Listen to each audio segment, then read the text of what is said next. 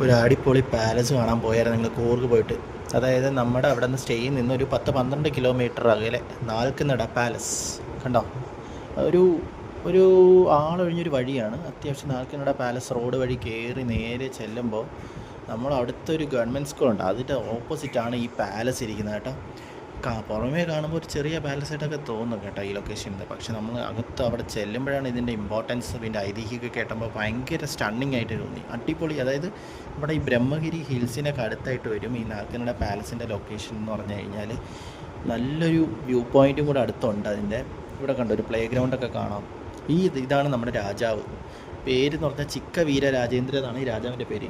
ഈ പുള്ളിയാണെങ്കിൽ ഈ വാറും ഈ ബ്രിട്ടീഷുകാരായിട്ടുള്ള വാറൊക്കെ വരുമ്പോഴത്തേനും ഇടയ്ക്ക് റെഫ്യൂജി ഒളിത്താവളം എന്ന് വേണമെങ്കിൽ പറയാം. പുള്ളി ഫാമിലിയായിട്ടൊക്കെ നേരെ ഇങ്ങ് വരും. ഓക്കെ, അവർ മടികേരിയാണ്. അപ്പം അവരുടെ മെയിൻ ഏരിയ മടികേരി. പക്ഷേ ഇവിടെ വന്ന് അവർ രഹസ്യ താവളമാണ് അവരുടെ. ഇതിനകത്ത് നിന്നാണ് ബ്രിട്ടീഷുകാരുമായിട്ട് അവർ ഫൈറ്റ് ചെയ്തിരുന്നത്. ഇവിടെ നിന്നും അവർ പോര് നടത്താറുണ്ട്. ഇതിൻ്റെ ഐതിഹ്യമെല്ലാം ഇവിടെ തന്നെ ഉറങ്ങി കിടപ്പുണ്ട്. പഴയ പെയിൻറ്റിങ്സൊക്കെ നമുക്ക് ചെറുതായിട്ട് കാണാൻ പറ്റും കേട്ടോ. ഇവിടെ വന്നപ്പോൾ ആ ഒരു ഫുൾ ഫീൽ, അടിപൊളി ഒരു ഹൊറർ ഫീലായിരുന്നു. കണ്ടോ ആ വാൾസിൽ കണ്ടോ, അടിപൊളിയല്ലേ.